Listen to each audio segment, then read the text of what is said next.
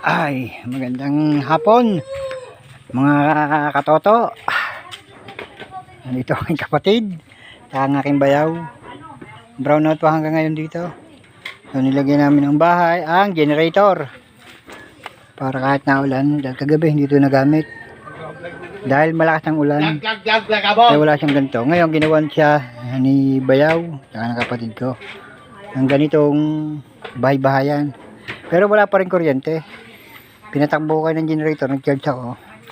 Kaya hindi ko na nabidyohan kung paano ginawa dahil lobat ang cellphone ko.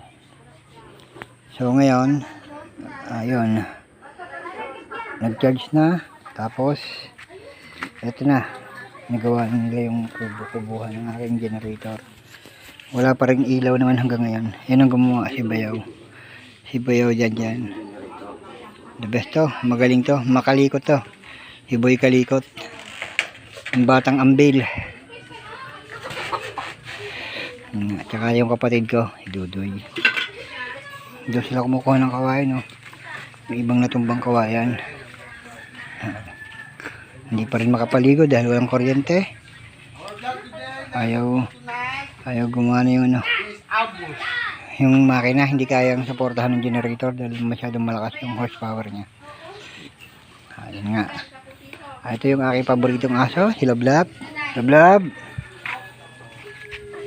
Lablab. Say hi ka sa kanila. Hi. Hi.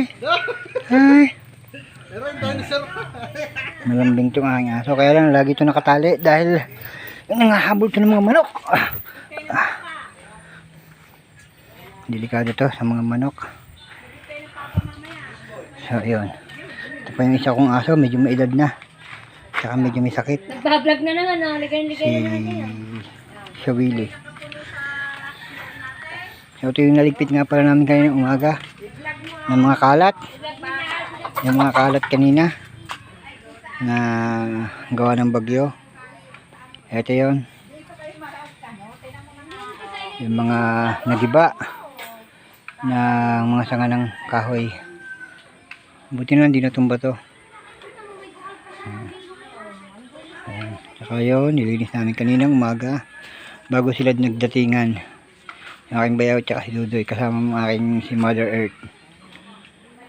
Yan, ginawan nga nila yun ng bahay yung generator para mamaya gagamitin ko ulit. So yun lang. Okay, mamaya na ulit tayo. Hello. Dito po tayo. Si Lotlot, nagluluto ng fishball. Dahil meron kaming konting kabuhayan, fishball para sa mga kapitbahay. Nagbebenta ng aking darling ng fishball. Kaya lang, wala kaming pwesto.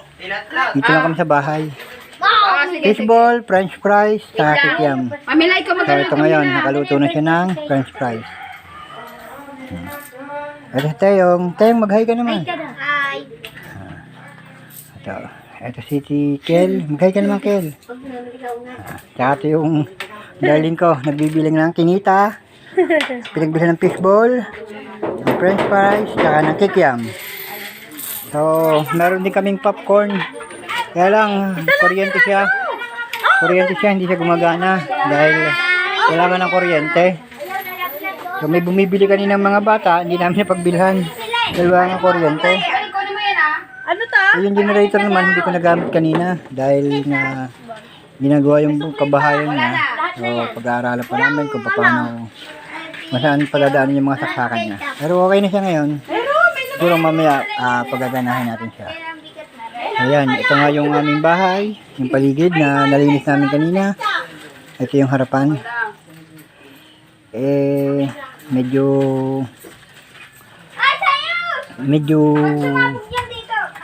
para bang yung harapan namin hindi siya gano'n natatambay ng tao dahil lagi dito sa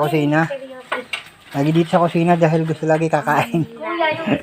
Lagi kakain ng mga ang aming bisita dito, lalo na to. Luto ng luto. Ayan. Silot-lot at silala. Wala tayo, baka umukunin yan. Siyang ka, oh. Sige, hindi yan kita. Yun na nga lang pinapakita ko, yung kagandahan mo. Ay, sexy! Sige, bye muna.